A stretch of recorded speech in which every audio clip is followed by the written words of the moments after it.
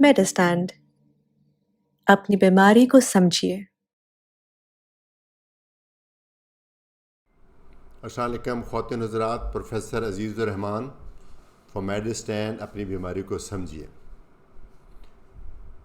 آج میں بات کرنے جا رہا ہوں، ایک بڑی ہی کامن کنڈیشن ہے، بہت ہی لوگوں کو ہے، وہ ہے میگرین۔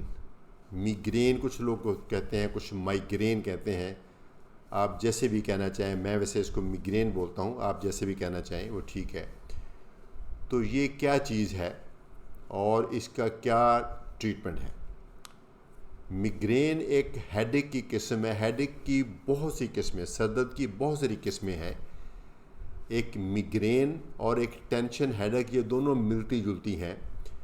بنیادی طور پہ یوں سمجھ لیجئے کہ اس میں مریض کو بار بار ہیڈیک ہوتی ہے، سر درد ہوتی ہے، لیکن اس کی کوئی وجہ نہیں نظر آتی۔ آپ دنیا بھر کے ٹیسٹ کرا لیں، آپ بلڈ ٹیسٹ کرا لیں، آپ سی ٹی اسکین کرا لیں، آپ ایم آر آئی کرا لیں، کچھ کرا لیں، کسی ٹیسٹ میں کوئی خرابی نہیں نظر آتی۔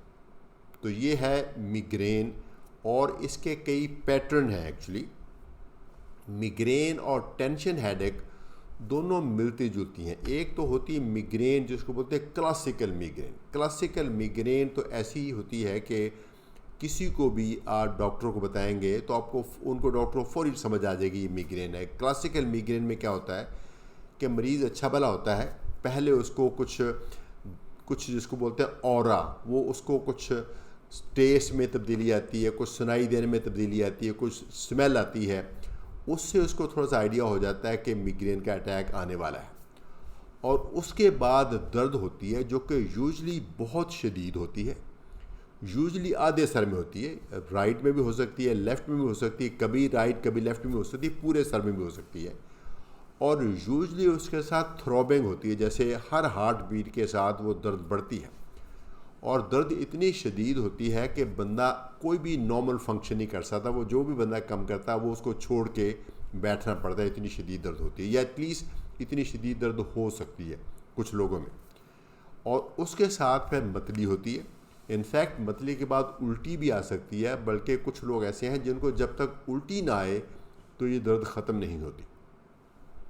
یہ اٹیک 1-2 گھنٹوں کا بھی ہو سکتا ہے، اور یہ 2-3 دنوں تک بھی جا سکتا ہے۔ ایک دفعہ میگرین کا اٹیک چھڑ جائے، کئی دفعہ 2-3 دن تک بھی چلا جاتا ہے، لیکن الٹیمیٹلی ٹھیک ہو جاتا ہے۔ لیکن درد بہت شدید ہوتی ہے، بندہ بالکل ایبسولوٹلی فنکشن لیس ہو جاتا ہے، اور ساتھ میں الٹیاں اور پسینے اور کافی ایک قسم کی سیریس کنڈیشن ہو سکتی ہے اس کے اندر، میگرین کے اندر۔ یہ ہے کلاسیکل میگرین۔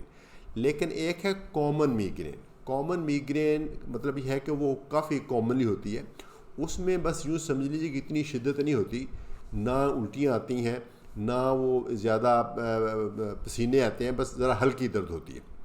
اچھا، دونوں میں کے جو فیکٹرز ہیں وہ سیم ہوتے ہیں۔ کیا ہوتا ہے کہ میں سمجھتا ہوں کہ اگر ایک فکرے میں آپ کو میں یہ بتانا چاہوں کہ کیوں میگرین ہوتی ہے، تو اس کی وجہ یہ ہے کہ جب آپ اپنے جسم کے ساتھ زیادتی کر رہے ہو۔ وہ زیادتی کیا ہے کہ آپ کو بھوک لگی، آپ نے کھانا نہیں کھایا، یا آپ تھکے ہوئے ہیں اور آپ نے ریسٹ نہیں کیا، اور آپ کو نیند آ رہی، آپ سو نہیں رہے، کوئی کام شروع کر دیا ہے، آپ نے سمجھنا یہ ختم کر کے ہی چھوڑنا، یا آپ کے اختیار میں نہیں ہے۔ کئی دفعہ ایسا بھی سچویشن ہو سکتی ہے کہ آپ اگر اس چیز کو چھوڑنا بھی چاہے تو نہیں چھوڑ سکتے۔ تو جب آپ اپنی باڈی کو بہت زیادہ اسٹریچ کرتے ہیں، اس کی لمٹ سے آگے اسٹریچ کرتے ہیں، تو باڈی کا پروٹیسٹ ہوتا ہے میگرین کی صورت میں، اٹیک کی صورت میں، ہیڈیک کی صورت میں۔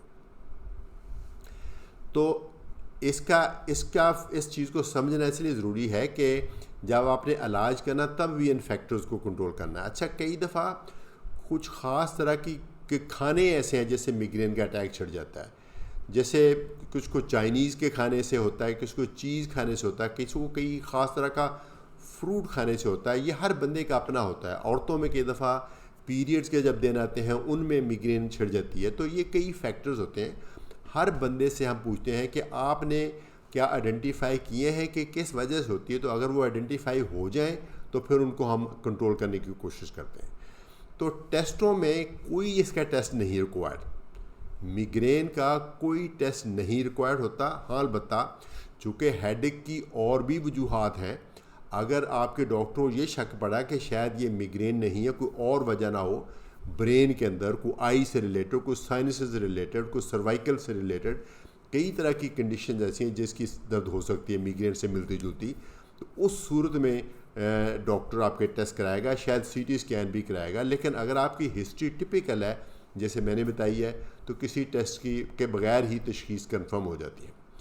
تو اب آ جائیں اس کے علاج کی طرف. علاج میں پہلا سٹیپ تو یہ ہے کہ اپنی باڈی کے ساتھ تھوڑا سا لاڈ کریں، اپنی جو نیچرز کالز ہیں اس کو سنیں، اس پہ عمل کریں. اگر تھکے ہوئے تو ریسٹ کر لیں، اگر بھوک لگی ہے تو کچھ کھا لیں، اگر آپ کو نیند آ رہی ہے تو تھوڑا سو لیں. تو اس طریقے سے، اور وہ چیزیں جو آپ نے نوٹ کی ہیں پہلے کہ فلاں چیز سے میگرین کا اٹیک چھڑ جاتا ہے تو وہ چیزیں اوائڈ کریں. ایک تو یہ کام کریں. دوسرا، جن کو اٹیکس بہت فریکوینٹ ہو رہے ہوں اور سویئر اٹیکس ہوں اور پرولونگڈ اٹیکس ہوں، ان کو ہم ایک ریگولر بیسس کے اوپر دوائی دیتے ہیں. ٹھیک ہے، ہر ایک کو نہیں. وہ لوگ جن کے میگرین کے اٹیکس بہت فریکوینٹ ہوں، یعنی ہر 2 ہفتے میں ایک دفعہ ہو جائے، اس کو ہم فریکوینٹ سمجھتے ہیں، یا پھر بہت سویئر ہوں، اتنے سویئر کہ بندہ کام پہ نہ جا سکے، بستر پہ لیٹنا پڑ جائے، چھٹی کرنی پڑ جائے، یا پھر بہت پرولونگڈ ہوں یعنی 2-3 دن تک چلیں. تو ایسے سب کیسز میں پروفائلیکٹک یا پریونٹیو ٹریٹمنٹ دی جاتی ہے. بے شمار دوائیاں ہیں، وہ ان میں سے آپ کا ڈاکٹر ڈیسائیڈ کرے گا کہ کون سی بیسٹ ہے. لیکن یہ ادویات پین کلرز نہیں ہوتی، یہ ادویات آپ کے وہ جو میگرین کا ٹریگر میکنزم اس کو کنٹرول کرنے کے لیے ہوتی ہیں. تو وہ آپ مستقل کھاتے جائیں تاکہ میگرین کا اٹیک ہو ہی نہ. کسی بھی پریونٹیو اسٹریٹجی سے اس بات کی ضمانت نہیں دی جا سکتی کہ آپ کو اٹیک نہیں ہوگا.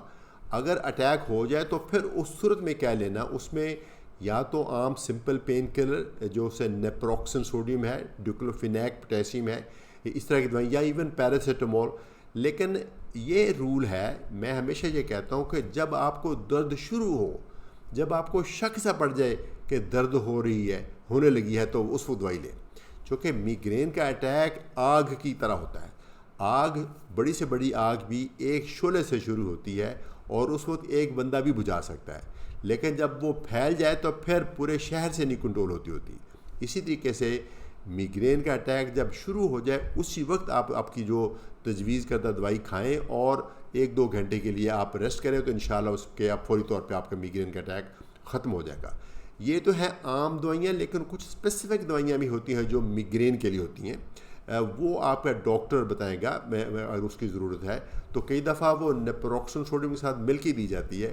تو درد کی شدت کے مطابق آپ وہ دوائی لے سکتے ہیں تو وہ اٹیک ٹھیک ہو جائے گا. تو اب پھر دوبارہ سوچیے بیٹھ کے کہ یہ اٹیک کیوں ہوا تھا. اگر آپ کو سمجھ آ جائے کہ آج آپ نے فلاں بد پرہیزی کی تھی تو آئندہ سے کوشش کریں وہ نہ کریں. اگر آپ کو یہ پتہ چلا کہ آپ کو جو پروفیلیکسس کے لیے دوائی دی تھی اگر وہ بند کر چھوڑی تھی تو نئے سر سے شروع کریں. میگرین اس طریقے سے یوزلی سیریس نہیں ہوتی، لیکن تکلیف دہ بہت ہے اور آپ کی کوالٹی آف لائف بہت افیکٹ ہو سکتی ہے. اوکیجنلی، لکیلی بہت کامن نہیں. جو کلاسیکل میگرین میں اس میں کئی دفعہ بنائی بھی جا سکتی ہے، اس میں فالج بھی ہو سکتا ہے، وہ لکیلی بہت ریئر ہے، اس سے مت ڈریں.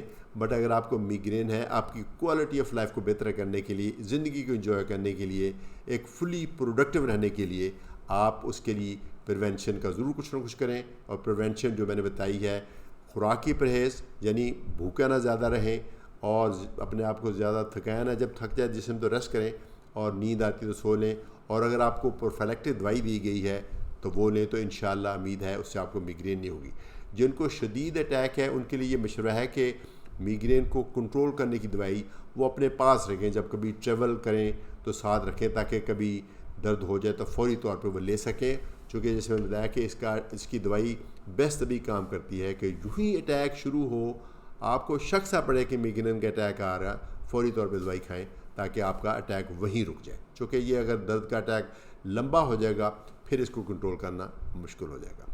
یہی تمام اصول ٹینشن ہیڈ ایک ہے. کئی دفعہ ٹینشن ہیڈ ایک کو اور میگرین کو علیحدہ کرنا ہمارے لیے پاسبل نہیں ہوتا، اس لیے کہ میگرین کو پریسیپیٹیٹ کرنے کے لیے بھی ٹینشن ہوتی ہے، اور ٹینشن ہیڈ ایک کو کرنے کے لیے بھی ٹینشن ہی ہوتی ہے، یعنی ٹینشن میں کوئی تھوڑا سا اعصابی تناؤ. اس لیے دونوں کا ٹریٹمنٹ بھی تقریباً سیم ہے. زندگی کو ذرا آسان رکھیں اور جو آپ کو دوائی تجویز کی گئی ہے وہ لیں، انشاءاللہ آپ اس موذی مرض سے بچ جائیں گے. بہت شکریہ. عزیز الرحمان فرام میڈسٹین. اپنی بیماری کو سمجھیے.